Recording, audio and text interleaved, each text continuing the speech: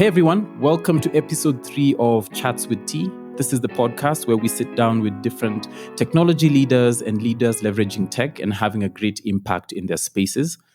Today's guest is a guest with an interesting story and also a name that is pretty polarizing and emotive if you are Kenyan right now. So I'll let him introduce himself real quick and then we'll get into it. So welcome, Sana Kaka. Just do a quick introduction and then we'll get into it. Thanks a lot, Roger. My name is Kaka Ruto, and I am the founder and the CTO of AutoHaven, which is a utility-fast social media platform for car owners and car enthusiasts. But before that, I was a software engineer for 8 years, my last job being for a fintech company called Smart Pension in London. I'm happy to be here with you, Roger. Cool. Thanks, Kaka Ruto. Thanks for joining us today. And I'd like us to get into your background and your story, right? So I know that you've gone from being a biomedical engineer to now founder and CTO of AutoHaven. Can you just walk us through your journey and how did your interest in technology begin? Yes. So I am trained biomedical engineer. I'll give a little bit of my intro, how it all started.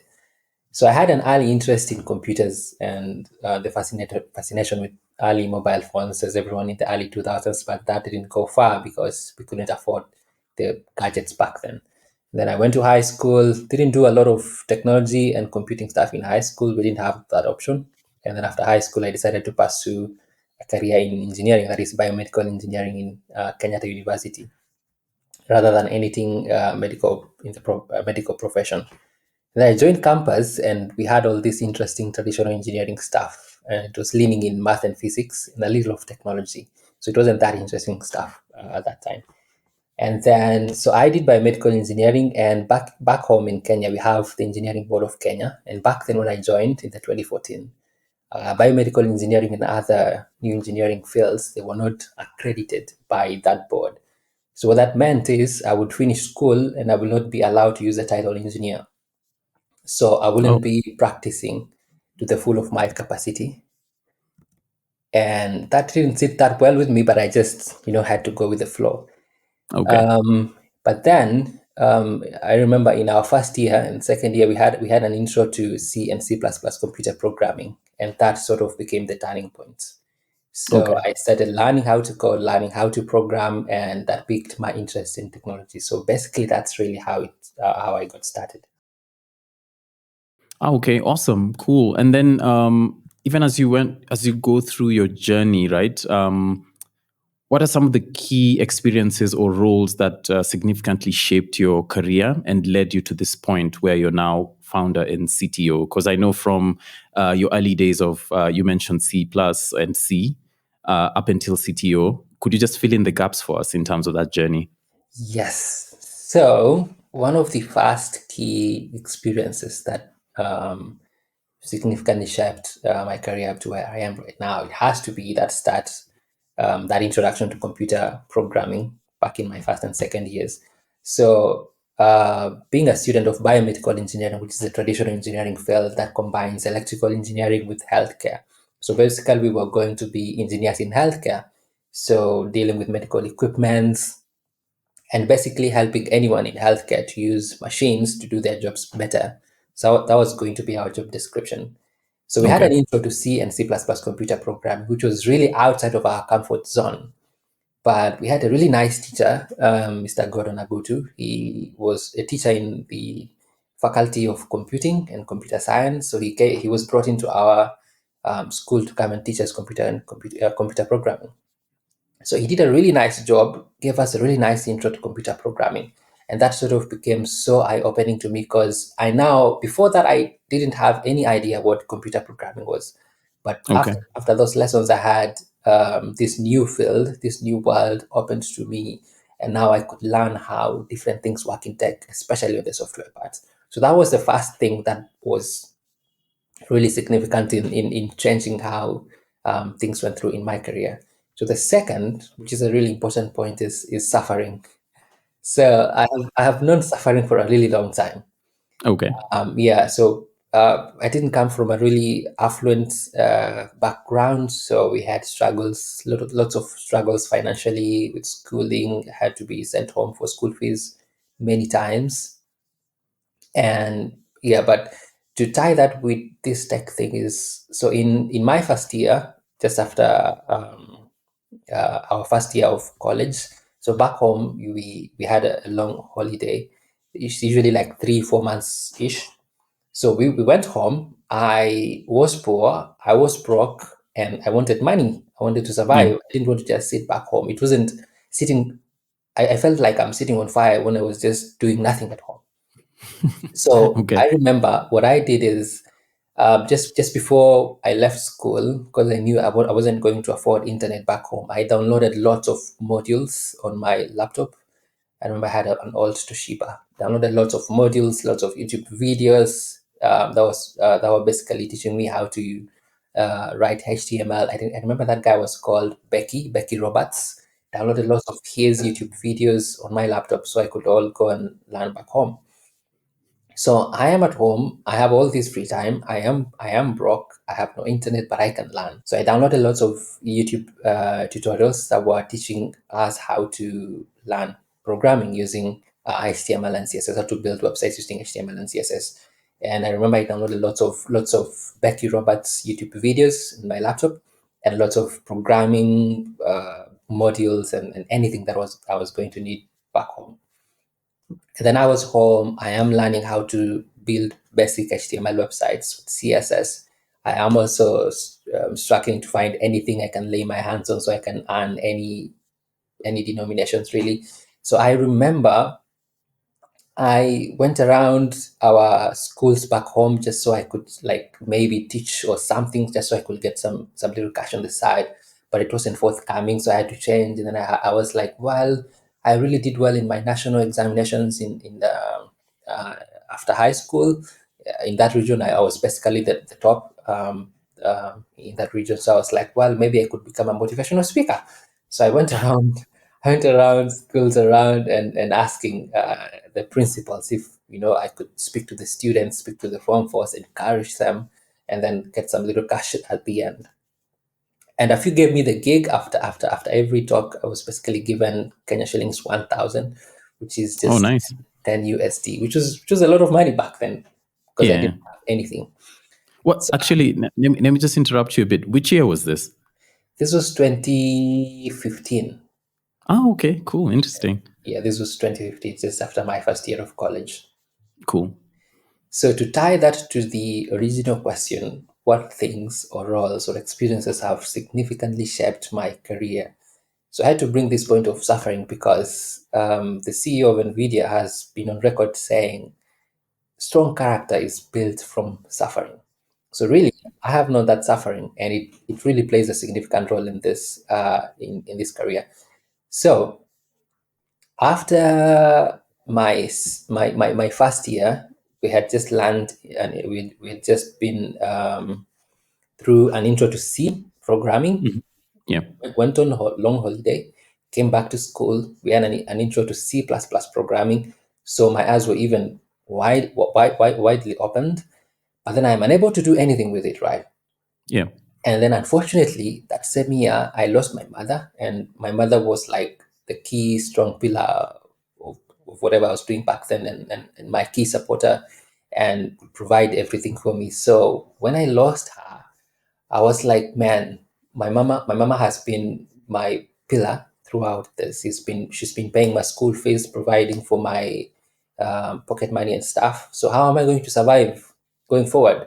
It's just started my second year. I remember it was in March 20. I think that was in 2016 now, and I still have, so engineering is 5 years. I still have three fresh years for me to finish school. I knew it wasn't going to be possible. I was going to struggle a lot because I knew I was not going to afford that, right? So I was Mm. like, I need to do something that will help me to live a better life. And schooling is not going to be an option because I'm not going to be able to afford that.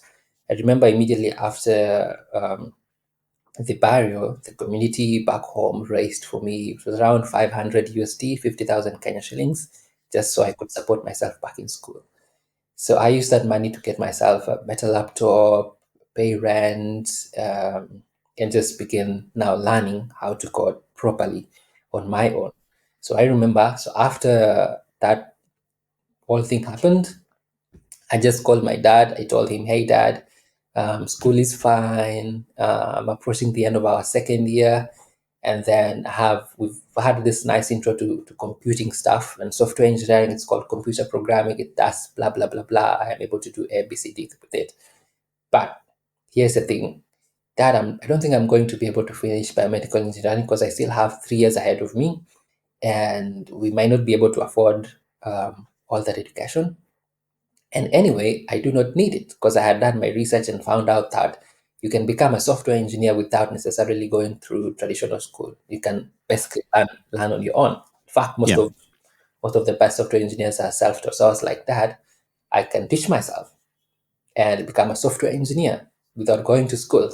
And my dad basically said, "Well, have you thought about it? Have you done your research well?" I said, "Yes, I have."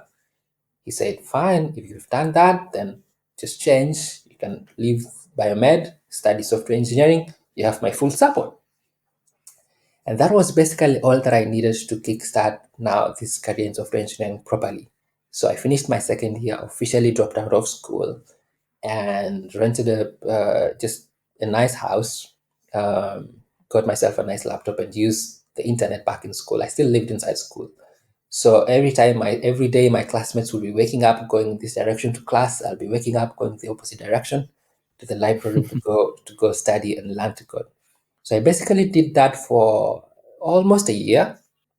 And I remember in that process, I wanted to solve real problems so I could like generate some income because I think I was 20 back then, and I had made a promise to myself that I am going to change my own financial situation by the time I am 21, and I am going to ride on computer programming and basically change my life, turn my life around using that. So I made a promise to myself.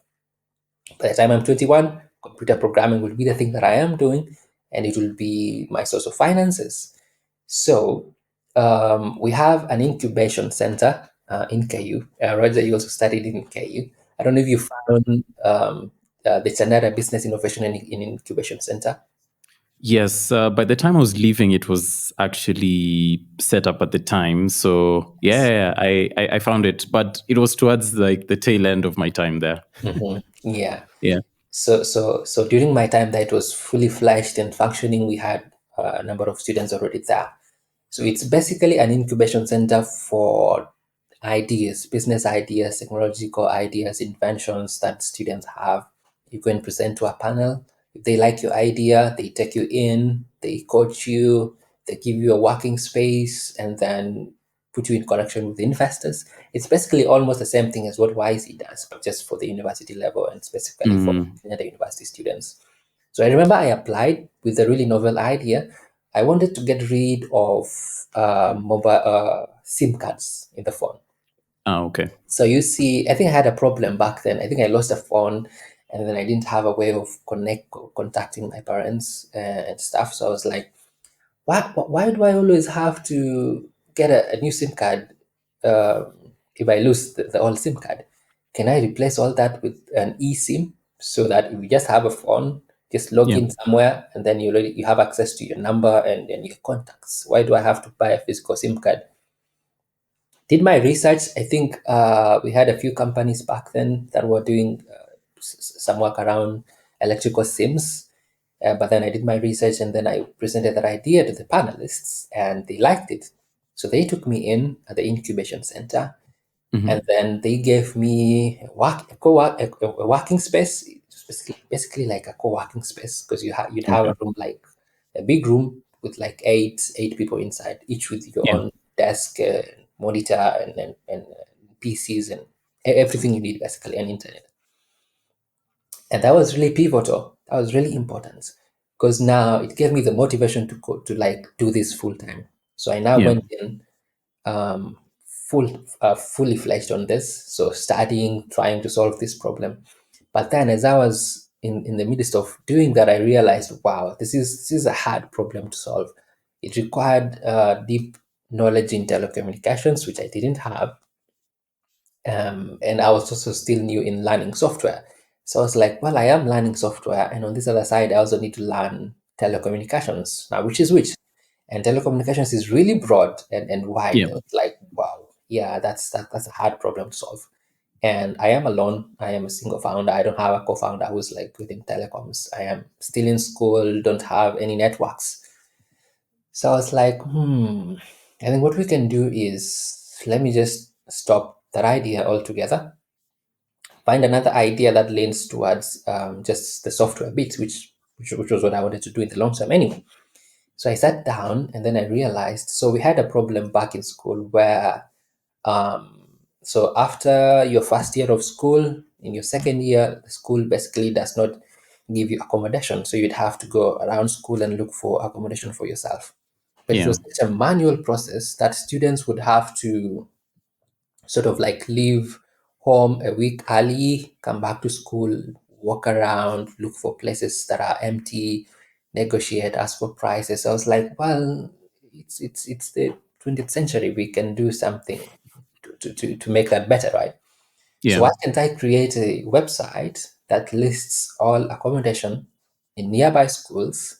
You can see pictures, you can see names, you can see reviews, you can see prices, you can see if it's empty and available, and just you make your choice. You don't have to come to school for you to book a house for yourself. Yeah.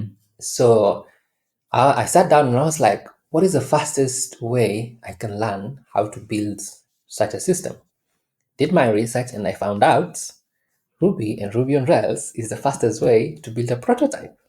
And that's how I got started and I got to know about Ruby and the Ruby on Rails world. So I dug deeper, found out as well that there was an existing platform called Airbnb that was solving almost the same problem, but not for students, for the general public and for Yeah. short term stays. So I was like, I can basically turn the same idea and make it work for students and make it for long-term stays. It's basically the same thing, right? So I dug deeper as well. I was happy. Airbnb was built on Ruby on Rails. So I was like, yes, I can learn how they did that and do the same for Ruby on Rails, right? So I sat down, started learning lots of Ruby. That took me a whole year. Yeah, because and I really struggled, right? Because learning something and building something that works is it's not an easy process. You have to there's lots of stuff you have to learn. Yeah. And I remember it was hard to come by anyone who was doing hardcore programming back then, because almost 90% of computer science students that I talked to back in KU, they were not into computer programming. And I was like, what do you mean you're not into computer programming? Why are you even doing computer science then? They were all saying, nah, programming is hard. I'd rather do networking. And that never ceased to amaze me.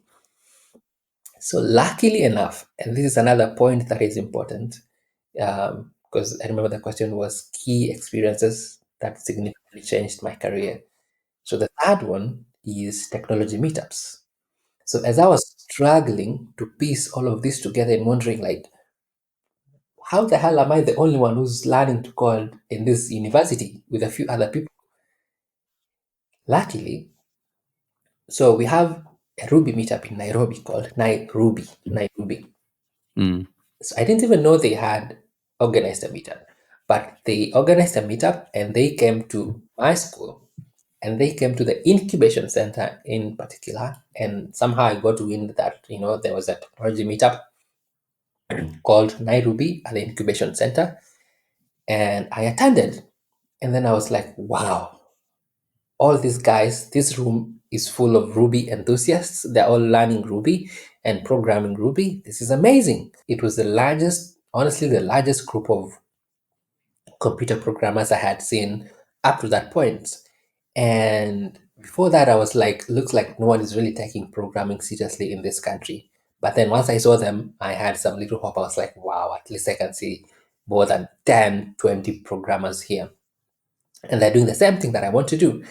And I remember I had a lot of questions because when they came to my school, I was just in the process of launching that app. I think I called it aid the grad, like I was becoming an aid to the graduates so they can find Ah, accommodation. nice. So I had just launched. I remember I bought a $5 droplet on Digital Ocean, put it up there. It was working, but it was really buggy. And I remember I was wondering, and I didn't know how to add payments onto it. Like, how am I going to accept payments from whoever, from tenants for tenancy and stuff? So still trying to figure out how exactly do people pay for stuff on the internet. So I was still trying to learn that. So when they came, I had lots of questions for them, and they took note and they were like, "Wow, yeah, this guy is onto something." Yeah, he's called Banter, the organizer. So I had a lot of questions, and after the event, I had learned a lot. But the biggest was I was happy to finally find a community that is of programmers basically. So I registered to Nairobi, and from there on, I never missed any meetup they had. But immediately after the first meetup, so I went online and I was like, that first meetup was so important for me that immediately after it, I was like, I need more. I need more meetups. They had, Okay. so Nairobi had meetups every month, once every month. But I was like, nah, I need more. I want more. So I went online and then I just searched programming meetups in Nairobi. And one of the first that I found was the Nairobi JS meetup, and it was organized in Kilimani by some guys called Andela. So I was like, fine, that's nice. Let's go and attend that meetup. It was about JavaScript. So I registered and I went. So I arrived there at the Kilimani offices of Andela, one of the first ones they had. And then again, I am bamboozled because I am seeing a room full of programmers who are my age, and there were like 50 of them, and all of them were carrying all these shiny MacBooks. They're as young as me, and then they are doing their presentations. They seem to know their stuff. I was like, wow, you mean you guys know all this stuff? This is basically things that I've been trying to learn on my own for an entire year, and then they're just doing some fancy presentations. They know all this stuff, and it's a bunch. It's a bunch of them, not just one guy. It's like 50 of them. So I Yeah. was so amazed and I was so happy, and I was like, wow, this is a dream come true. I have found my tribe here. This is exactly what I was looking for. These are people who are doing exactly the thing that I want to do. So again, I had lots of questions, and at the end of it, I was so happy that I came to the meetup. And just as I was walking out, I saw a friend of mine that we were together at the incubation center. It's called Yeah. Jeff Kungu.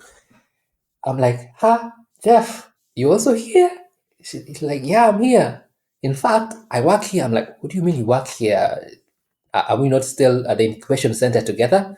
It's like, yeah, I'm still at the incubation center, but I recently joined Andela as a software engineer.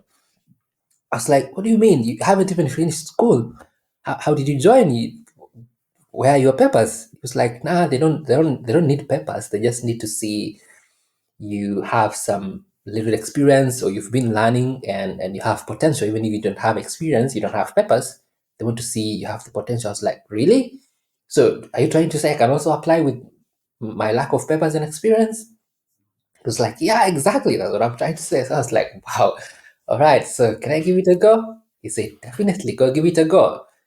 So what fascinated me was, because I told myself, because I didn't want to stop building that application to help students. But I told myself, if by joining this community, I am going to become so well versed with computer programming like these guys are, that's a plus. It's basically like a cheat code, because I'm going to join them. I'm going to learn a lot. I'm going to become part and parcel of this community of computer programmers in this country, and that Hmm. means I'm going to learn enough for me to build whatever I want to build. So it's a win-win, even if it means I might have to pause whatever I was building. So I was sold, and immediately I got back to school. I applied. And so back then, Andela had these rigorous boot camps and interviews that were really tough. So I applied, Hmm. went through all of them to the last Yeah. stage. But I think I oversold my my potential to them, such that at the end of the bootcamp, when my project was a little buggy and not working well, they were like, "Well, you guy, you seem to know a lot of stuff, and you've been learning programming for a year. How comes your project is still buggy?" So they didn't take me in my first take. So that devastated me a bit, but I was still sold to the dream. So again, immediately I failed the interview. So they used to hire every month. So at the end of that first month, after my first failure, immediately I applied for the next cohort. That was cohort 20. Came back the next month again. And it was a big hassle. It wasn't easy because I Mm. was living in school and we were required to go all the way to town, Kilimani area, for interviews and for bootcamp almost on a daily basis. Yeah. So I remember, yeah. And for context, that's Kenyatta University and Kilimani. So it's quite a bit of It is. distance. And It is. you're using, I believe you must have been using public transport at the time, right? You Here's the couldn't afford interesting. an Uber back then. Definitely, I couldn't afford that Uber. It wasn't even the question. But Okay, okay. here's the interesting part. So, um, I've been hacking lots of stuff in my life, I'd say. So, I was lucky enough at that time we had the nursing students in at the university going for their attachments at the Kenyatta National Hospital, which was close to the Andela offices. And they would leave every day at 5 a.m. in the morning. So what I would do, I would wake up really early. They would leave at 6. So I would wake up at 5, prepare myself, go and disguise myself as a nursing student and join the bus. Luckily enough, there was enough Yeah. space for everyone, and no one really bothered to really confirm if you were part of them. But I would just wear my hoodie, blah blah, and go all the way to get Kenyatta National Hospital, get out, and then just take like a matatu public transport for like 20 shillings and get to the offices. That was basically how I managed to commute on a daily. Okay.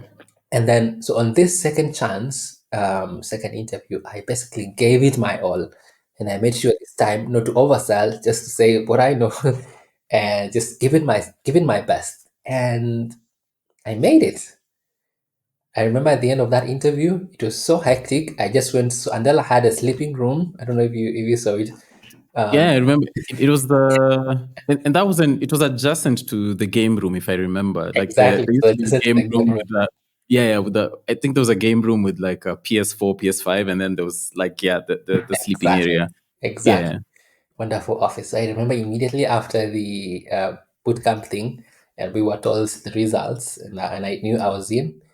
Actually, we were not told the results, but I kind of knew I was in because I had done well. I just went to the sleeping room and I rushed for like 3 hours Wow. because I was just too tired. It had been 2 weeks of bootcamp work. I was crazy. But then yeah, that was it. I went back to school. And like 2 days later, we got the email, yay, you've been accepted to Andela. And that was the defining moment. I was so happy. I was like, you mean I have done all this by myself? I dropped out of school. And now a year later, I have a job as a young software engineer, entry level software engineer. Wow, this is so cool. So then, yeah. So that was my third point, technology meetups. It played a key role in my career because I was able to find the first meetup and realize, oh, actually, I'm not the only programmer. There's a couple. Look for the second, and now I have my job, my first job, basically, as a software engineer. Yeah. So yeah, I joined Andela and then worked with them for a cool 3 years, learning, building projects and stuff, and really upskilling my skill. Because my goal still was, I want to join this company, upskill as fast as I can, learn as much as I can, and then go and apply that knowledge to for various things that I want to build. Yeah, then unfortunately I had to stop that idea that I had back then for for for for, for accommodation around schools because work was just so hectic, right? So that was the third point. So the fourth point would be always building projects besides work. So even in my day job at Andela, I always was just building something on the side, just hacking something, just that I like, just building something, putting it out there for people to see, going for hackathons, discussing stuff. Always do something outside of work, because work is defined. And sometimes, especially if you're not proactive, you'll just be doing A and that's it. Tomorrow you're told to do B, you do B, that's it. You're told to do C, you do C, that's it. You're never gonna grow. But if you really want to grow, you just have to be building projects on the side. Don't Yeah. be satisfied with just being told do this, you do that. Nah, that's not enough if you want to grow far. That was the fourth point. So the fifth would be not being afraid to put your work out there. So yeah, so as programmers, I know most of the times we just like to write our code and be quiet. But I have learned that if you want to like really go global and be massively successful, you have to be okay with putting your work out there, Yeah. no matter how bad it is, or no matter how small it is, no matter what you've if what you've learned is really small, it doesn't matter. Just learn something, share it out there. If you've built something small, just put it out there. Talk to people about it. Write a blog post about it. Make a video about it. Just show the world what you can build. Even if it's a to-do list, just put your work out there. And lastly, um, and this is a really important point. It's Vim, right? So I remember while I was still working at Andela. So Andela is I think it still is. It's like a top tile. So you join Andela, they upskill you. Back then they upskill you. Right now they don't, and then they place you to work with the tons of clients worldwide. So the second company that I worked for while still under Andela, it's called Cobol. It's a meal kit prep delivery company. Um, I remember I think I was struggling a lot, and then I was pairing with my CTO back then, and he was using Vim, and I was using, I think it was Atom back then. And I think he just noticed how I was struggling to do basic things, not like really struggling because that's how people do things, but I was kind of slow. And he was like, Kaka, it's the spring season. It might be a good season to learn Vim. And I had seen him work, and I was always fascinated because he was always fast and he did things fast. I was like, well, yeah, if Vim is a thing that will allow me to be like him, then let me learn Vim. So after that, I learned how to use Vim basically, and that was another turning point in my career because Vim is this thing that allows you to love your craft, hone your crafts, own your craft, and do it so much more faster and elegantly, and be in love with the process.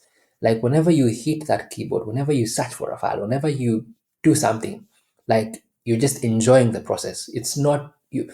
Vim is also so anti-mouse. Like we are like, don't use the mouse, don't touch the mouse. Let your fingers always be on the keyboard. Search for things, click on things, and just do work faster. That really helped me. And I remember after learning Vim, whenever I did any like interview, and I had to like share my screen, many a times the interviewers always were baffled. They were like, "Wow, that was fast. That was quick."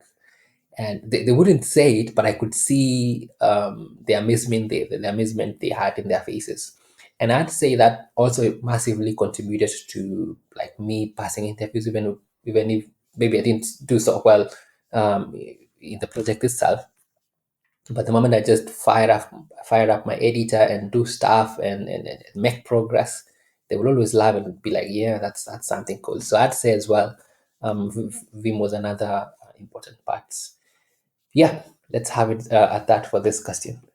Okay, fantastic. I really really like how you've just broken down your experience from uh, early days in university, learning C, up until now, you speaking about Vim. There's a lot you've shared during your journey, and I was just taking some notes as we were going along. And I think some of the things that stood out for me are particularly when you spoke about hardship and difficulty, and that building character and building grit and persistence.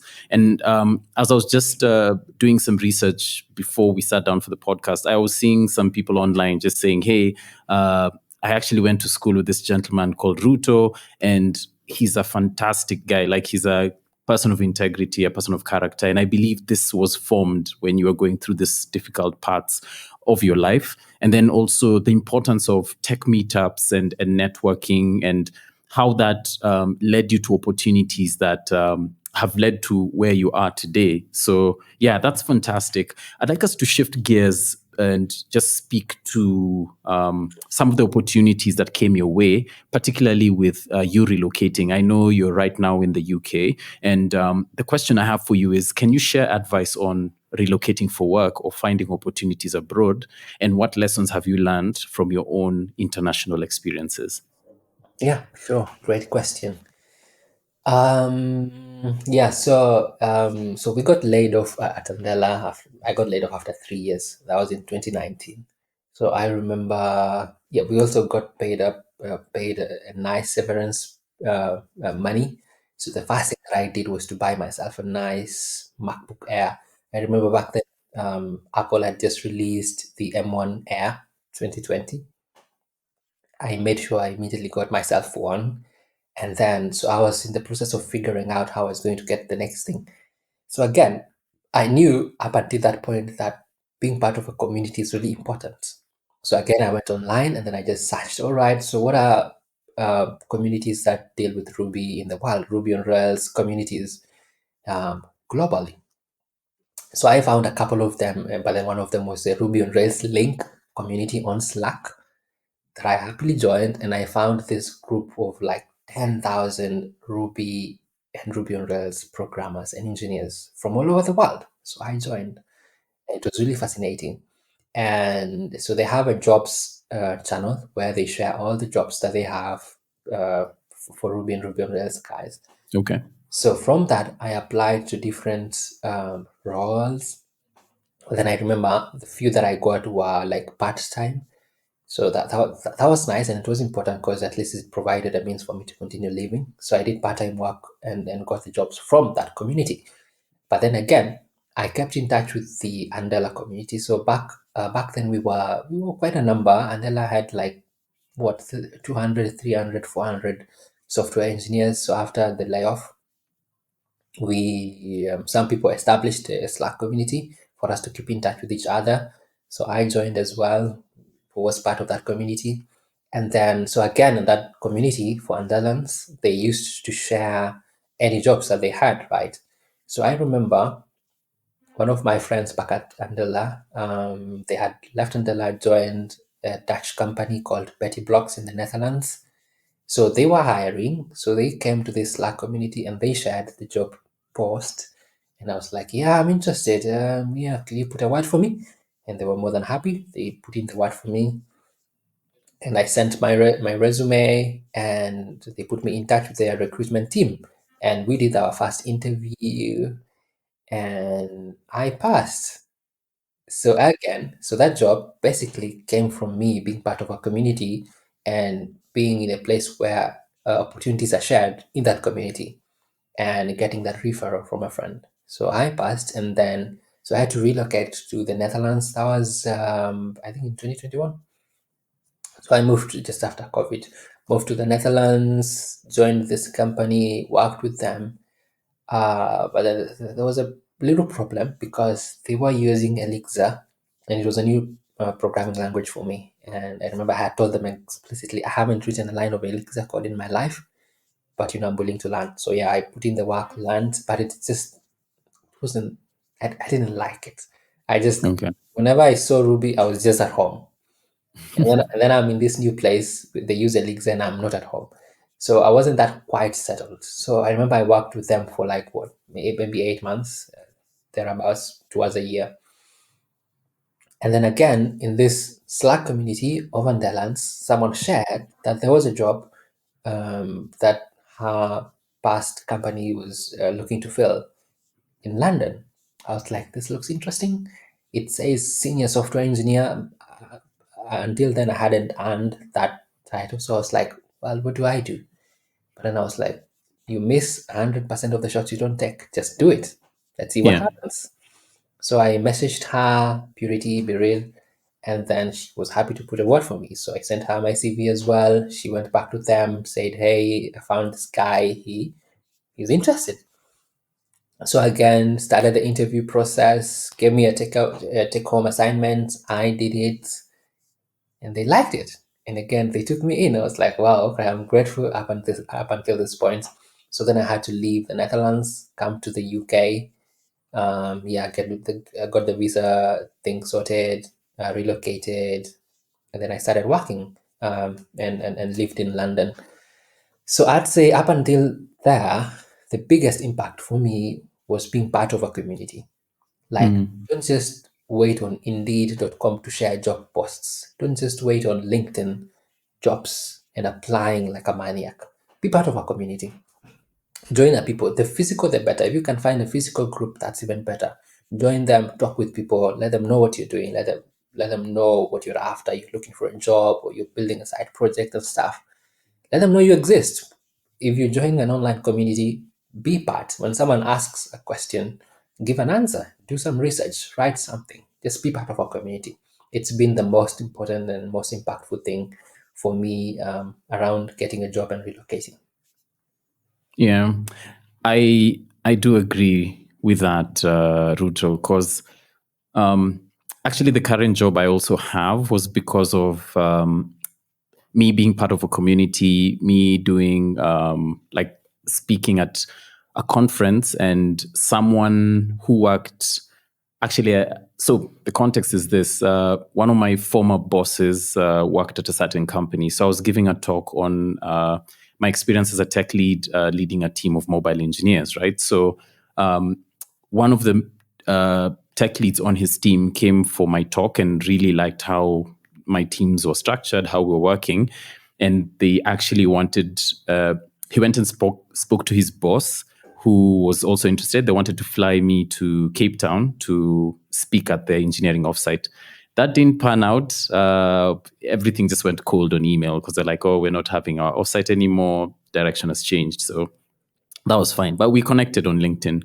So he then posted the job I have right now on LinkedIn, and I saw it and I was like, I'd be interested. And it was a huge shift because then I was a senior engineer and this was on the management track. I was like, hey, I've never done this before, but I'd love to give it a stab. And he was like, hey, I think you'd be perfect for this role. Just apply. Went through it and landed the gig. So I do agree, like being part of a community, being and being an active member, like whatever you do, putting it out there.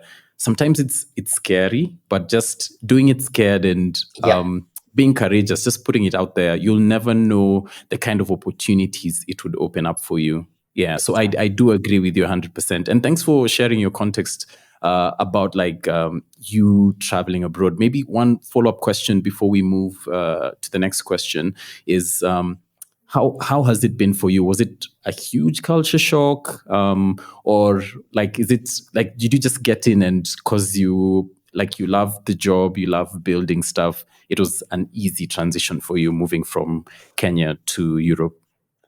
it definitely was not an easy thing, because remember, you're basically uprooting your entire life from one continent to another.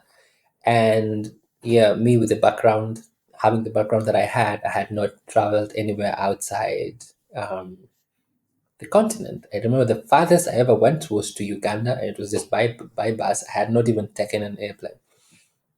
So it was a big change. So I remember again, yeah, the Netherlands is really, I'd say, really brutal for Africans because it can get really cold, much colder than the UK. Yeah, the UK Mm, is weather changes so drastically here, but in terms of chilliness and cold, the Netherlands is really cold. So that was one of the problems that I had. But then the other one was just food. I just didn't like food that we had back in the Netherlands. So I struggled with that a lot.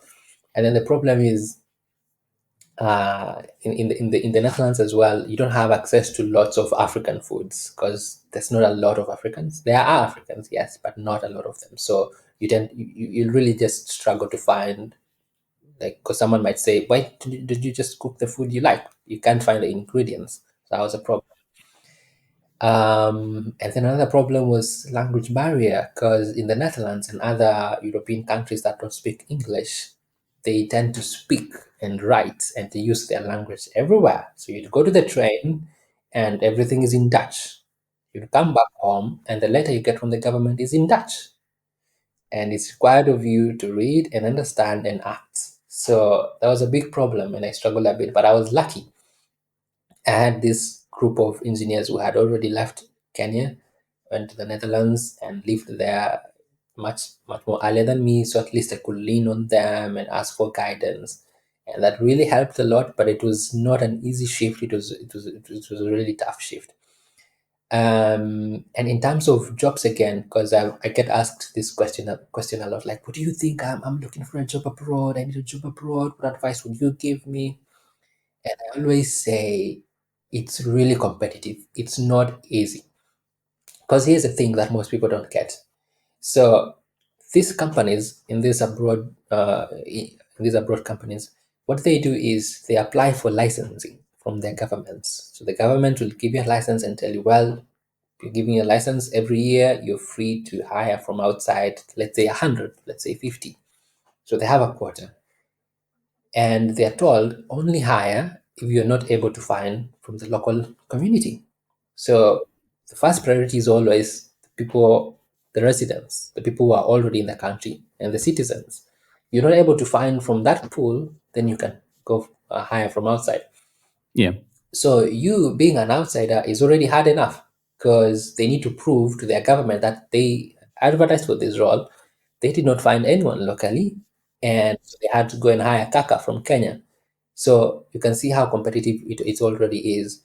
But again, if you put yourself in those opportunities and put your work outside there, let people know you exist even before they interview you, then you become better. So again, if there's someone in the country who's available who's a local resident, and then there's you, and they can prove if asked by the government that, hey, Kaka is much better than this resident, then basically you're gonna get hired. So again, because I know most of the listeners here will be having that same question. If you want to get hired abroad, you have to be better than the local resident who lives and does not need a visa in that particular country.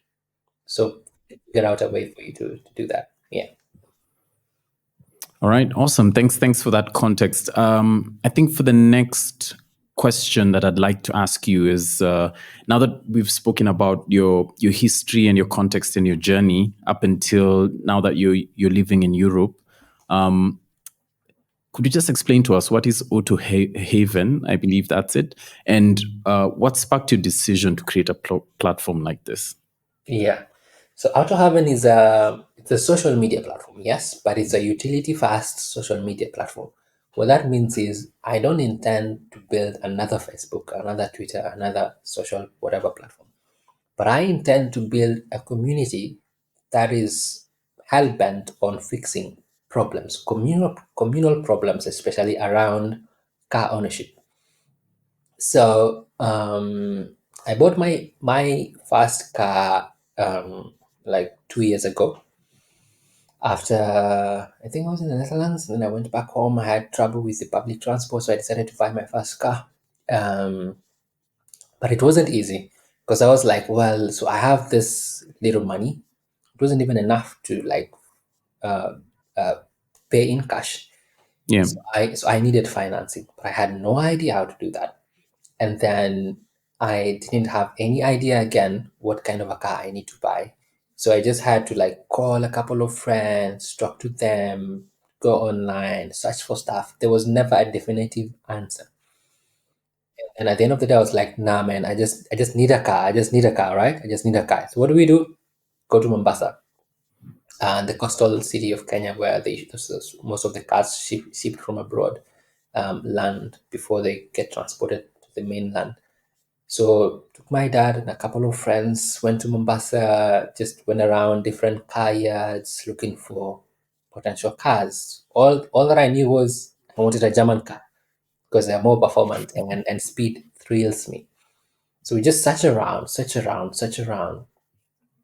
And after like 2 3 days and almost giving up, we just so landed on it was a nice option that I had back then. I was looking for an Audi A5. We didn't find that. And instead, we found Audi A4s, and I landed on the all road option. So then we buy it, and then I land again. All right, so yeah, you've bought your first car. Now you need insurance. I was like, okay, yeah, why did I not think of that before? So I need insurance. All right, fine. So which what are the options? So the seller just said, well, we usually recommend, I think it was, I've even forgotten the name. We usually recommend this insurance. I was like, all right, fine, let's pay for it. How much is it? $10,000. That's like $100,000, 100,000 Kenyan shillings. Oh, Yeah. fine, yeah, let's do it, let's do it. And then in terms of financing, we were not even able to find financing that short period of time. But Hmm. luckily enough, the seller was able to give us their own financing, and then they would just take all the interest themselves. So I was like, fine, that's great. So I paid all the money that I had, took the car, went back home. So the first problem was being a first time buyer, you being able to know what kind of a car you need to buy is a really hard task. It's really hard for you to piece everything together from what you hear from friends to the budget you have to what you see online to settle on that particular car that you really need. It was a hard thing. And then being able to know as well what insurances you need to look for. It's a hard thing. And even more importantly, being able to know as well what kind of car financing you can go for. It's a hassle. It's a big hassle. You need like months of preparation, which shouldn't be the case. So I had those problems, but back then I was like, well, probably everyone has the same problems anyway. So I didn't have this idea yet. And then fast track forward, and my car starts developing some issues. We need some spare parts. We need to replace a few things here and there. And here comes the second challenge. I am not able to find the spare parts that I need with the quality that I need and the affordability that I also need. Because it was either go to a scrapyard, find old spare parts, use that, or import. So I was like, there has to be an easy way. There has to be an easy way. Why is it so hard? Isn't this a common problem? I mean, there are many German cars in Kenya. This shouldn't be the problem. I searched around, and then I was directed to some guy in industrial area. I went there, but that guy was so rude. He had such uncouth behavior. As after that, I was just like, nah, man, there has to be an easy way. It can't be that we have to go and bow down to this guy and literally like beg him to sell stuff to us. That's like, nah, I really got pissed by his behavior. So I'm here, I have a car, I am not able to find spare parts. And I was like, how on earth am I not able to find spare parts for this car in this time and age? That was the beginning. Because as I was going around and talking to different mechanics, I was like, man, I'm gonna do something about this. There has to be an easy way.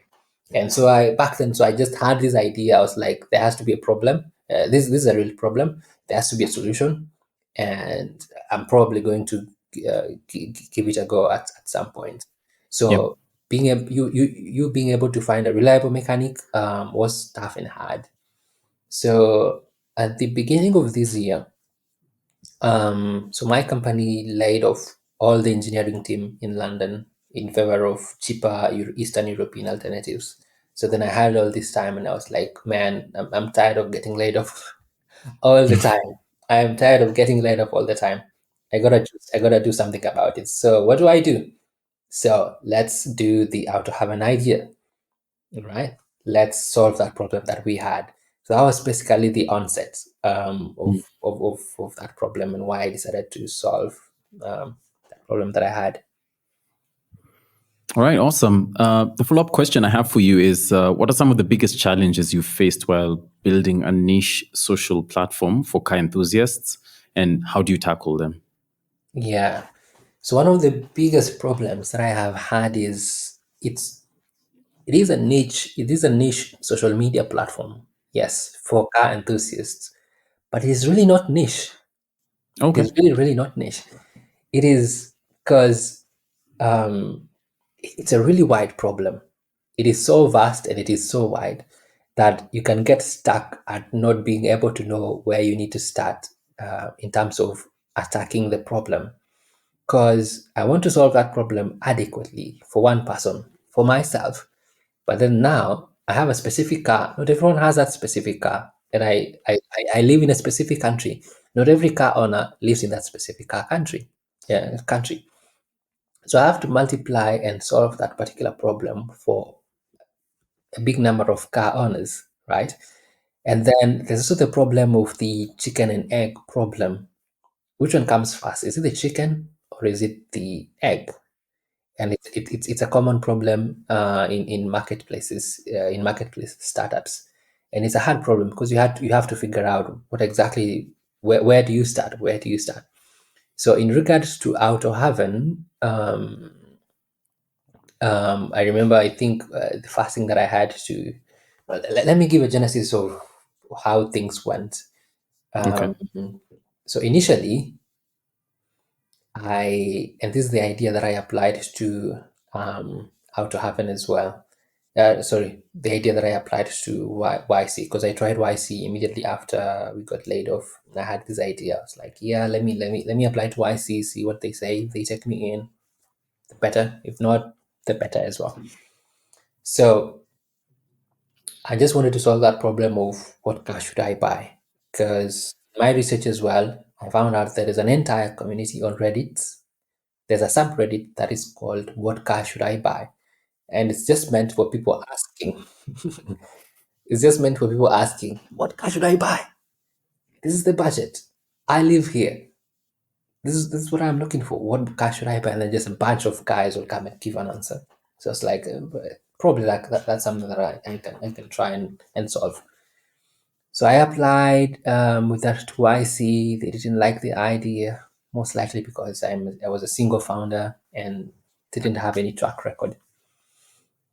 So I had to change and try to like come up with a simple problem that I can solve for one person before I solve for multiple people.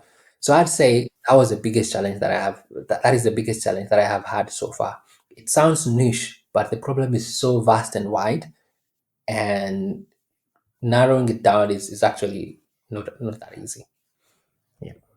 Oh, okay, cool. I get that now. So I'm just trying to understand the product offering. So you mentioned like helping people find cars, find spares. Like what else does AutoHaven offer? Because you said that it's like a wide offering. So I just want to understand a bit better. Like what else do you offer beyond like connecting people with other like-minded people, I believe, to help them find their ideal car and then also find parts as Yeah. well.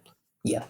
So there are different things that come with car ownership. So the first question that people usually have is, so before you own a car, you need to know what car you need to buy. Once you've settled on the ideal car you need to buy, you know the manufacturer, you know the model, you know the variant, you know the year of manufacture, you know basically all the details of that particular car, right? So let's say you've settled on a Toyota Camry 2017 XLE, maybe. So the next question will be, where can I buy this car in my country? So in most countries, it's usually not the manufacturer that is selling the car. So we have car dealerships that buy from the manufacturer and they come and sell. And as it is in any business, there are different players, right? So there are good ones, there are bad ones. So how do you get to know, if I go to this car dealership, I'll get the best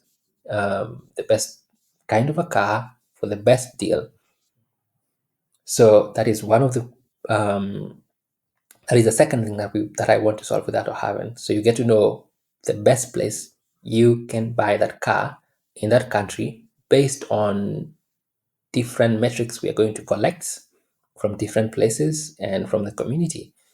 So once you know, I'm going to buy this particular car from this dealership because the community says this is the best based on data found on AutoHaven. The next thing would be, well, if you have cash, good. If not, you need financing.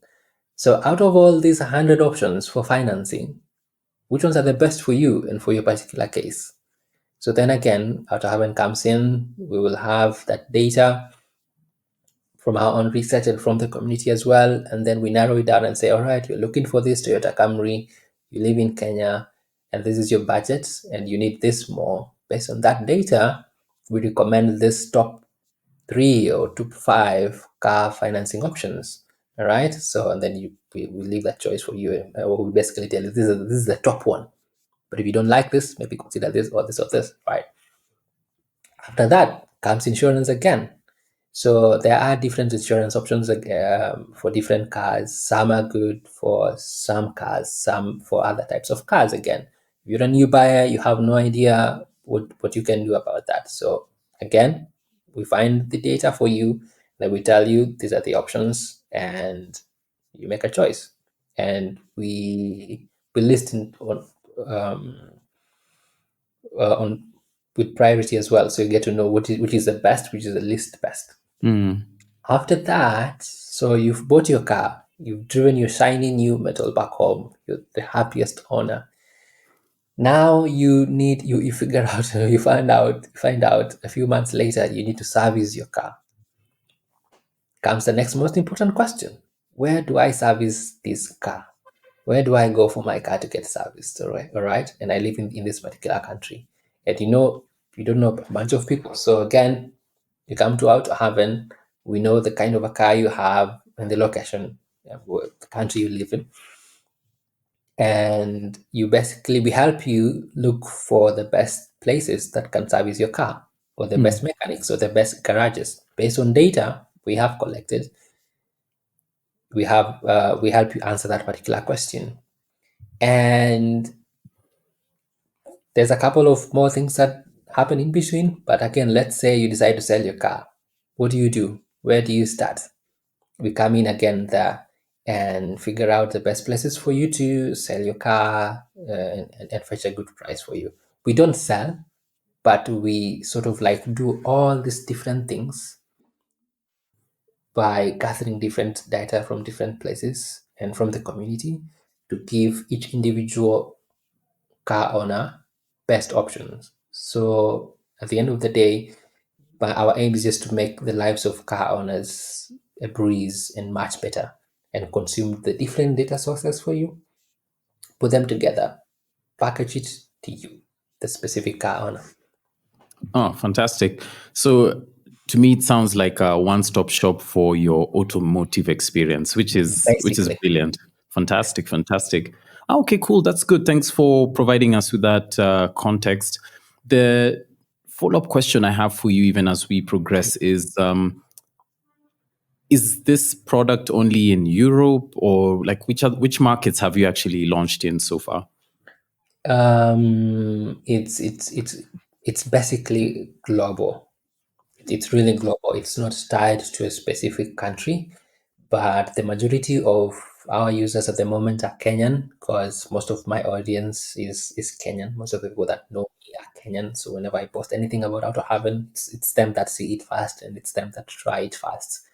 So that's the majority of our users, but it's really global, and I want it to remain that way. So since I am based in the UK, I have been talking to a few car players in this industry, and yeah, I'm going to ensure as well they are all on board. We have all the car businesses are on board from this side of the world in Europe, as well as back in Kenya, and just keep it global, because it's a problem that is global anyway.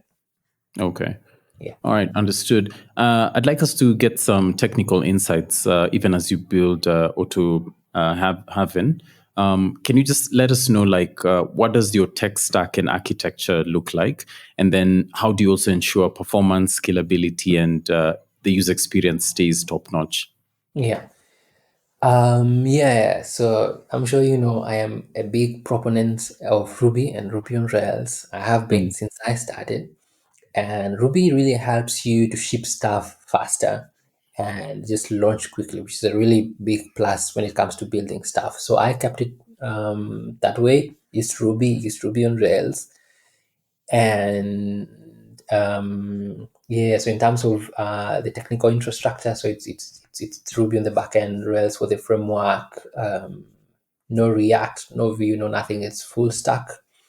And then for deployment, we have a new tool called Kamal in the Rails world that basically helps you to containerize your application, and ship it to any VPS anywhere in the world, so long as you have the IP address. That's it. And Cloudflare for the domain and stuff. And what else? Yeah, so it's basically it's a full stack thing. Yeah, we do. I do DB database backups on Cloudflare R2. The database itself is hosted on that VPS. The VPS is from Hatsna. Hatsna, it's like DigitalOcean, but it's Mhm. cheaper. So yeah, I'm able to do all this by myself because of the power of Rails and how it's architected to become the one person framework. Because you can basically do everything by yourself. I don't need to hire a DevOps person for me to scale AutoHaven. So far we have like 6,000 cars on the platform, and it does pretty well. I remember I started with the €3 server, and that was fine, but I hit 80% memory usage after I generated 6,000 cars, so I bumped that up to a bigger server. But right now at the moment it's able to handle all that traffic and all that data in the same VPS, so all the data is in the same place with backups elsewhere just for redundancy. Yeah, so that's the technical. Oh, fantastic. You've broken it down really well, and it's easy to actually understand. I like the the way you've explained the like Ruby and Rails being that one person framework. So I think that's really working for you well right now, given that you're a team of one. So the next question I have is around professional growth and growing a personal brand. And what are your thoughts on building a professional brand, especially as someone who's building a product in public? And how has this impacted AutoHaven's development and growth? Yeah, I know we had touched a bit on this before when you were sharing about like putting your work out there. But when it comes to building a professional brand and building in public, what are your thoughts on that and how this has impacted like AutoHaven's development and growth? Yeah. I'd say it's been a really important thing, and it was really important for me to be comfortable putting my work out there. Because number one, it teaches you that most people are supportive. Yeah, most people are supportive, and shame is more like just on your mind. Yeah. And in a career like ours, I have come to learn we just really have to fight social anxiety, because I mean, it's not easy to put yourself out there with lots of criticism, and bad people were just there to attack and not give any important feedback. But in this career of ours, and in tech and in the startup world, I think if you really want to make it and make it big, you have to be comfortable with putting yourself out there and sharing your work out there. That's why I decided to build out to have it in public, share my progress in public, receive feedback in public, and just keep improving out happen based on what people tell me. And that was important because at least from that I was able to get our initial user base, my early adopters, just out of sharing my work out there in Twitter, on LinkedIn, and wherever else. So I'd say it's really important. And to answer your question on professional growth and personal branding is what people identify you with, right? So it's what people think when someone mentions Roger Taracha, what is the idea that they have on Roger? And that idea, they get that idea from what you are, what they know about you, from what they read online, what they see online, the videos they see like this that we're making right now. That way they get to see, so Kaka is this kind of a person based on what he shares online, right? Yeah, so again, to tie to that point, it's really for this career of ours, we have to like be okay and be comfortable sharing stuff with people and getting feedback and just getting better. So that's my take on that. All right, fantastic. And then regarding entrepreneurship and scaling, right? Or rather, let's speak about industry trends first and future Mm. technologies. So, what are some of the emerging technologies in social media or the automotive space that you're most excited about? And how do you see these trends shaping the future of both industries? Because I think with AutoHaven, you're combining both, like the social aspect, which is social media, and the automotive space. Right. Great question. For me, AI has to be up there on top, and I'm sure it is for many people in this space as well, because Yeah. AI has really been a game changer in a lot of ways. So without having, so the idea was I need to be able to build this solution for every car owner in the world. But the thing is, and the secret is, for me to be able to solve this problem for every car owner in the world, I need to be able to know what car do you drive, Mm. right? And for me to be able to know what car you drive, I'd rather have like a database of all those cars, right? And that will not be possible for me without AI. So basically, what I did recently, like just 2 weeks ago or a week ago, I was able to generate 6,000 cars using AI. And that was not going to be possible without AI, because no one can sit down unless you have a team of all the people in the world sitting down and telling you all their car details, and no one wants to do that. And actually, that's how I started out to Haven, actually, because so the first idea was just to answer what car should I buy. You tell me all the variables: who you are, where you live, your budget, what you want in a car, and then I'll sit down and give you an answer. But then that didn't work well. So the second thing that I wanted to do was basically let people give me the reviews of their cars. So if you have a Honda Accord 2014, can you give me a review so we can put it on the platform, and anyone who is looking for a Honda Accord, they're able to say, all right, so and so from this country had this experience with that Honda Accord, and it's good or either bad based on that. But no one really wants to do that because it's a lot of work. Number one, for you to tell me every detail about a particular car, that's a lot of work. People just want easy things, right? So yeah, luckily we had AI. So I sat down, designed the system in such a way that I am able to generate all the cars basically and have a database of all of them on the car. And that way we will be able to link that to individual car owners from around the world, right? So that's going to be AI. This the other one would be, yeah, still with AI again. It's got to be AI agents. So Mm. you have a problem, you define it in such a way that AI is able to understand it and give you a solution. So in my case, so let's say I am generating all the car manufacturers from Japan. So I sit down and I define a model that says, all right, so for all the car manufacturers in Japan, these are the data points that I need. I need their names. I need the origin story. I need the year they were founded. If they were closed, what year were they closed? I need maybe the names of the founders, blah, blah, blah, blah.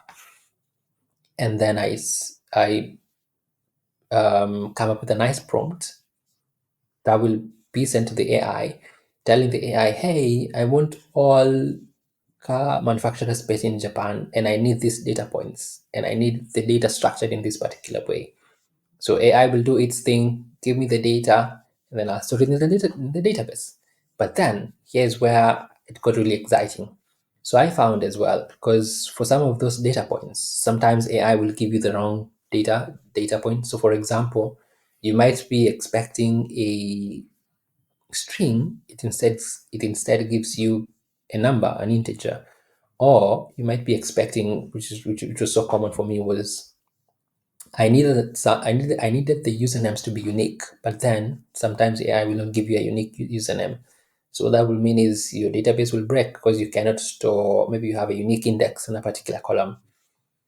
So what I did is, so I will send the first, so my first AI agent will be that agent that is going to give me a data of all the car makers from Japan. Give me back the data, and then I will have another AI agent just to confirm this the data I got from AI is correct. And then if it's not correct, I will call another AI agent to correct that data and with the error. So what will happen is I will try to store the first data in my database, and then my database would complain, or my app will complain and say, nah, your data has repeated the name Honda in the same place. So we cannot store those two data points because we cannot store two Hondas. So what do we do? So I get an error message that says Honda is not unique, blah, blah, blah.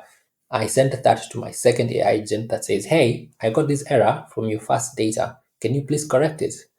Yeah, I will say, all right, correct it. And then it will regenerate the data, give it back to me, and then I store it. If there's still another new error, I do the same back and forth until we have the right data that is stored. So that's really important, because otherwise it would be akin to having human labor manually go through each data that has been generated in your database and correcting each manually. But I don't have to do that. I can just delegate that to AI to do that for me. So that was important. When we speak about AI, I know AI is all the rave right now, and I'm just seeing how it's playing into how you're building AutoHaven, because you've already picked a programming framework that works fantastically for you. It's enabling you to scale on the engineering bit. So, and then you're introducing AI, which is helping now with the, I'd say, like the operational, the data collection, the data cleaning and refinement, which is really fantastic. So it's really awesome to see how all these things are coming together. And Yeah. at this point in time, you're just working on this by yourself. And also just speaking to AI, like AI is so powerful. I like the example you've given. There's one that's also popular in the tech spaces, which is like the co-pilots, right? And Mhm. I've seen a couple of startups. I was actually at a conference the other day, and a bunch of startups are actually pitching this. They've actually built a whole product around it, right? So where they're like, okay, we can embed this into your company, and especially for internal tooling, you wouldn't want your let's say a principal engineer or a staff engineer working on internal tooling. You'd want them targeted towards building products for customer facing on retail or B2B products, right? But for internal tooling, you're able to get maybe a junior or an intermediate engineer, pair them with a copilot that understands your code base, and that can make them even more productive, so that they can be able to solve these problems much quicker. So yeah, thanks for sharing your context on how you're using AI. This was really, really insightful. The next question I'd like to ask you is around entrepreneurship, right? So I know you've moved from being employed. I know you shared your story about you being tired of getting laid off, and you taking the leap and taking a chance on your idea, which is AutoHaven. So, what are some of the most valuable lessons you've learned while working on AutoHaven, and what advice would you have for aspiring tech leaders or tech entrepreneurs? Yeah, great question. The first one would be, there is really never a right time to start. And yeah, the best time to start was yesterday, and the second best time to start is right now.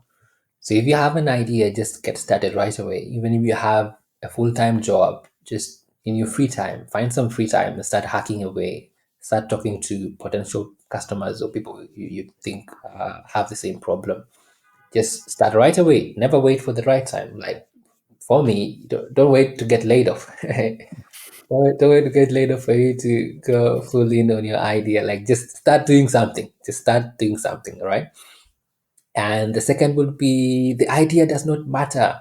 Because I see a lot of people saying, well, I don't have any idea. Where do I get ideas? Yeah, getting ideas is another whole thing, but the idea does not matter. Just get something going, and then just make sure that every week, at the end of every week, you sit down and say, well, how did this week go? What kind of a problem did we solve? And then at the start of the next week, sit down and say, all right, so for this new week, what is the best version of that problem can we solve? And what is the best version of whatever thing we are doing can we do this particular week? If you find that there's a different thing that you'd rather be spending your time on, then do it. So these days, whenever people come to me and tell me, because I get lots of questions as well, hey, I have this particular idea, I plan to do this, what do you think of the idea? I'm like, Well, first off, I'm glad you already have that idea, and you're thinking of doing something. That's the first step, and that's good. And the next thing is get started immediately with what you have right now. Get started with the idea you have right now, and just at the end of every week, sit down, look at what you've done. At the start of every week, sit down and figure out this new week what is the best version of this problem. Um, can we solve this week? And then if it's different from what you did last week, that's better. Change, pivot, and start doing the next thing.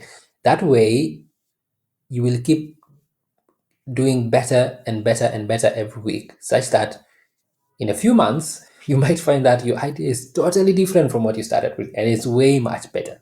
So, at all, the idea doesn't matter. Just get started and just make sure you keep changing and iterating and improving and making it better. And then the other one would be you need to launch as quick as possible. Yeah, I know it's kind of cliche at the moment, but most people just don't get it. Just build whatever you're building, but don't sit and build something for 6 months and no one knows about it and it's only you. Build, launch as quickly as possible. And the other one would be it's not going to be easy. And it really hasn't been easy. It's really tough. Building anything that is worthwhile takes a mental toll on you. It's hard. It's really tough, especially if you're like bootstrapping and you didn't have like a boatload of cash stuck somewhere for you to survive on. It's really tough, but sometimes you gotta do what you gotta do, and you just need to show up every day. Don't give up. Just make sure you're getting better every day, and just do hard things. It's the hard things that pay well at the end of the day. Yeah. I love that. Do hard things. It's the hard things that pay at the end of the day. Thanks for that.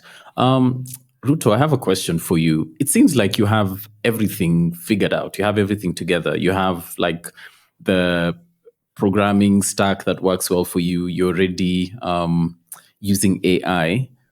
And I've seen online some people reaching out and being like, hey, would like to contribute, would like to help you build this out, would like to collaborate.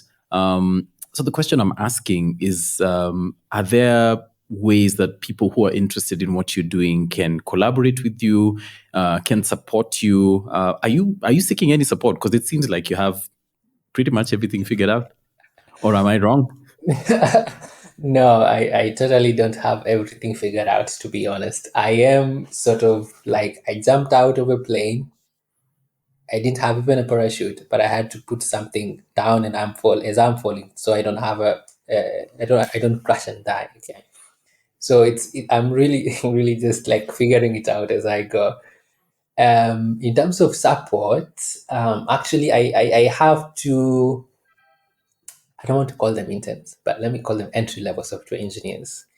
And so the first one came about by I worked with his sister here in London, and she requested if I can take him in and sort of like mentor him and let him work with me so he can learn, as he works with me and stuff. So I said, well, fine. I mean, that's great. I'd like to contribute in that particular way. So I brought him in, and then my sister just graduated from a 1 year coding bootcamp back home, and she was actually part of the reason why I decided to go full in on this idea, because I didn't like the idea of her finishing school and then just sitting there doing nothing, because the job market is really bad right now.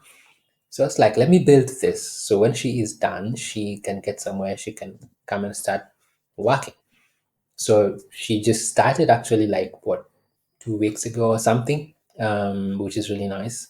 So I have her, and then again, yeah, one of my teammates back in Smart Pension, a QA engineer, she's called Shraz. She learned that I was doing this thing and she got intrigued, and she liked the idea. So she decided to like volunteer her QA skills just to QA AutoHaven and test things and find out all the things that are breaking so I can fix them as soon as they are found. So that's really my team, and then I have a few friends back home as well who are like helping me to talk to car dealerships and car mechanics around, and like gather data from the ground, talk to people, and onboard a few people. And oh man, I thought I had a small team. It's appearing like it's big. Oh, So wow. it appears like I've talked to a couple of people. So I also have a writer. So I remember at some point I wanted to do lots of article writing and building a newsletter just to attract the right kind of an audience, because I needed more of the right people onto AutoHaven. So I decided to start an automotive focused newsletter at AutoHaven. So I built the entire thing from scratch.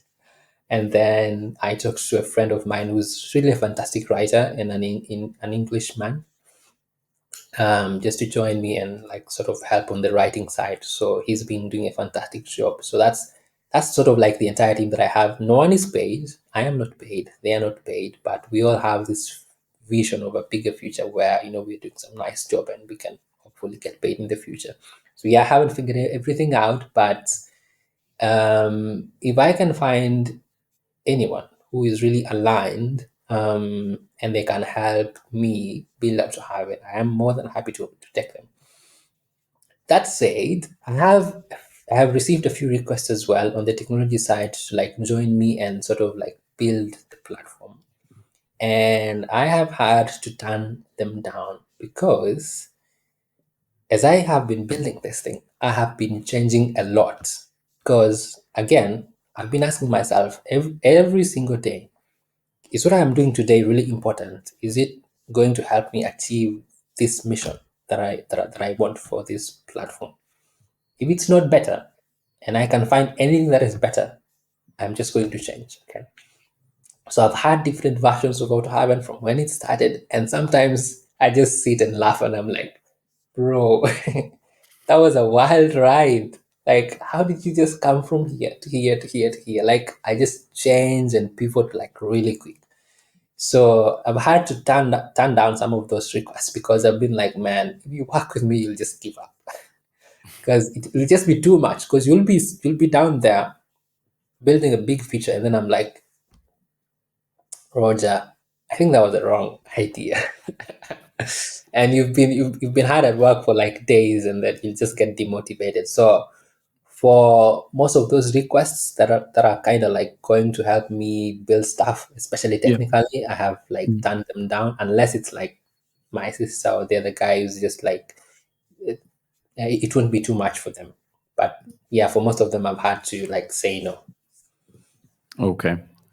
Understood. I think there's thanks for sharing that, and hopefully, as you continue to grow, you might be able to uh, farm up that idea. Because I know I saw a post earlier on, and you were just explaining this. I believe must have been on X and LinkedIn Mhm. that you actually pivot on a whim. So I know that can be really Yes. really, yeah, jarring for certain people. So I Yes. think, yeah, as you continue to formalize the idea and as it continues to take form, I'm sure you'll be able to take on people definitely on the technical side. Yeah. The other opportunity I wanted you to speak to our listeners is what we were chatting about the other day. I know you had mentioned that there might be a debt financing opportunity. Would you like to share that with our listeners? Yeah, sure. And yeah, it's just before we talk about that, I think I have finally found the cream de la creme for AutoHaven. Mm. And yeah, I may not have like super massive pivots now going forward because now I have known sort of like exactly the path we need to take. Because yeah, so when I started, I knew I want to help car owners out there with all these problems. So the big question was, how do I get to solve this problem for this kind of a group? Because if I sit down and just say I have an Audi F4 all road 2014 and solve the problem for myself, it's not it's not directly it's easy for me to map that out and say, well, once I have solved the problem for this car owner, me, I can easily solve the same problem for this other car owner in this other country, these other unique problem sets. But it's interesting actually how I came about that idea, because I was initially building a gaming engine or a platform so Mhm. people can come and play some, because I was struggling around I wanted to bring more people to AutoHaven, the right audience, people who are interested in cars, right? So I was like, well, let's build a game about cars or something. Just some nice, I had some nice, interesting ideas. But then I was like, for me to build this game about, so I remember the first one was people guessing the car, the type of a car from the engine sound. So I'd play an engine sound. You tap somewhere, the engine sound comes. Then you'd guess the kind of a car, and then we have this leaderboard. And the other one was we show you a silhouette of a car, just like a shape of a car, and then you choose, you select what kind of a car it is, and then again the results are put on a leaderboard so people can sort of compete. So such things usually go like people usually like such stuff, and if you share them on platforms like Reddit, Reddit tends to like such ideas. So it's like, yeah, let's do that, and then probably more people can come to AutoHaven. So I was in the process of doing that, and then I realized that, well, for me to do that, I need a database of all these cars, right? Because for me to say this sound belongs to this car, this silhouette belongs to this car, this speak belongs to this car, I need a database in the first place. So that's how I came about with the idea of, well, let's first have a database of all these cars, and then we'll be able to solve those problems before. So yeah, I think we have found the real path we're going to take now. Now, Nice. back to the question that you had on debt financing. Mm. Yeah, so again, so I started working on AutoHaven back in March, full time. Had some little savings. Unfortunately, ran out of them. So I had to like seek funding from friends. So I remember this past weekend, I just sat down and I said, "Hey, I am building this thing and I do not want to give up on it. I don't want to go back to getting a job. And I have a grand vision for it now. I have a clear path that I need to take for us to achieve that mission, which is ABCD. And this is my plan for monetization. And this is how I'm going to monetize and make money from it. And I know it's gonna work because I have seen someone else do the same thing but for a different niche or a different industry, not in the car Mm. industry, and it works for them and they're making some good money. So I was like, I'll just apply the same strategies that they have used on this other side. And it's a problem I know many people have because number one, I have the same problem. And I've talked to a few friends as well, and they have the same problem. So I'm like, if we can manage to solve that problem, we are gonna find a way to make money out of it. But for us to get there, I first need like money to pay for AI for me to generate all these cars and stuff and pay for bills and rent and every other thing, which I don't have at the moment. So can you guys help me raise? So I remember my target was 10,000 USD, and I was looking for like 1,000 USD from each one of them. So I just DM'd a few friends that I have asking for that support, and uh, my plan was I would pay them back with a 10% interest in 6 months. So yeah, I think 6 months would be enough for me to like build out everything that I need, and then probably onboard a few people that will likely pay. So I can pay back everyone in debt. So I decided to make it debt financing because so the other option would be equity financing. What that means is I give out a percentage of AutoHaven to them. But the problem with that is you need valuation, and you cannot really decide how much your value do you have. You're not making any money. You probably can, but it's harder, and it would take time, which I did not have. So I just decided, all right, so let's do it.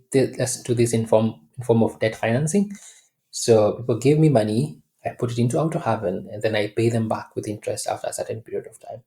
And after just 24 hours, we were able to raise 5,350 USD, which was Wow. more than half our initial goal. So I was really grateful for the friends that were able to support. So that was it about financing. Wow, that's impressive. In a matter of hours, you already have more than half the amount. Is your goal still 10,000, or are you good with the amount that you've gotten so far?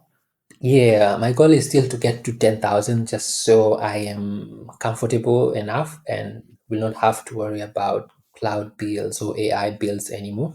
So I can Mm. just sit down in peace and just continue hacking away and talking to customers and building out what I need to build. So yeah, my goal is to get there. And if people are interested in actually sending you this money, I know you're all the way in the UK. Is there like an M-Pesa number, or how Uh, would they, or would they just reach out to you on DM and you'd give them details? yeah, great question. Yeah, we can use different platforms. So far, I have majorly used my USD bank accounts here in the UK. So if anyone has USD and they'd like to share, it would be as easy as me giving you my USD details, the routing numbers, and the account numbers and stuff. And then for people with maybe Kenyan shillings and they'd like to share as well, yeah, I think they can share to an M-Pesa. So if interested, that can share my number and then they can send it to M-Pesa. And then I have also received from one of my friends in crypto, payment in crypto as well. So if anyone has Mm. crypto as well, they can send that to me. Now you're speaking my language when you start speaking crypto. So okay, I know. cool. It's good. It's good to know that you have all these avenues, and actually, what you're doing is pretty courageous. Like asking for this support in terms of debt financing, and I know you've mentioned that you guarantee that you'll pay them back in 6 months with a 10% interest. So I'm sure, like once you get this funding, you enter social contract with people that will actually be one of the motivators for AutoHaven to actually succeed. So this is really inspiring, Ruto.